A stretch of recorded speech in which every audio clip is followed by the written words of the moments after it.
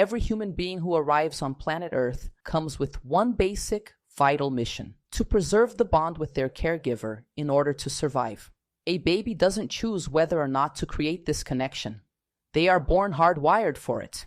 And as they grow, this child begins to scan the environment around them.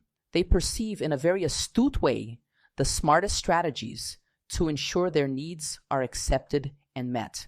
The problem deepens when we are raised by narcissistic parents.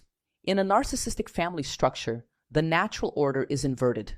The child's role becomes serving the ego, the emotional stability, and the demands of the parent. To survive an environment where love is highly conditional, neglectful, or volatile, the child's mind is forced to create a false self, a psychological armor made of extreme strategies designed to secure a bond that feels incredibly fragile. Think about Anna.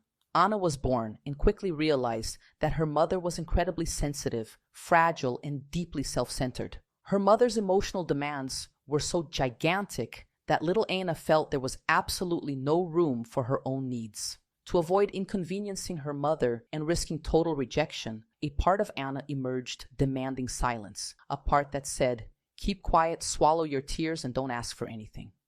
This was her false self, her way of protecting her mother's fragile ego just to guarantee a sliver of connection. And then there was Raphael. When Raphael came into the world, he found a chaotic, unpredictable environment. The bond with his narcissistic parents offered zero comfort or real emotional nourishment. It was all about their approval. To avoid fading into the background of that chaos, a part of Raphael learned to beg. A protective part emerged that submitted, pleaded for attention, and settled for emotional crumbs. Just like Anna and Raphael, it also happened to Jessica, to Daisy, to James, and it happened to you. Each of us generated a specific false self, perfectly engineered for the unique narcissistic or dysfunctional environment we were raised in.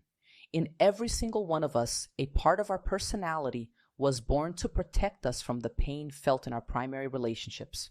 Sometimes, that part makes us completely abandon who we truly are so we don't lose said relationships. The massive challenge is that we grow up, but these protective parts keep running the exact same old software. Today, in your adult life, at your job, or in your romantic relationships, the moment the ghost of loss or rejection appears, this same false self takes the wheel. You go back to silencing yourself like Anna, or begging for crumbs like Raphael. You self-sabotage to save the bond, or you abandon before being abandoned first.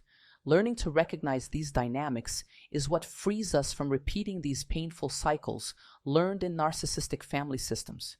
It allows us to access our true self, our core of calm and compassion, so we can look at these exhausted inner parts and say, "Thank you for protecting me back then when I had no choice, but I am an adult now. We are safe and you can step down." And now I want to ask you a question. Which part of your false self gets activated when you are afraid of losing a bond?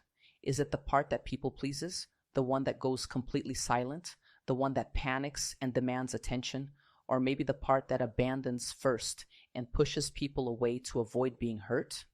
If you want to stop repeating these childhood survival patterns and learn how to organize your internal world, I have an invitation for you. Download your 10 steps to stop your narcissistic parents' control. Type steps in the comments if you want the link, or check in the description. See you soon in the next video.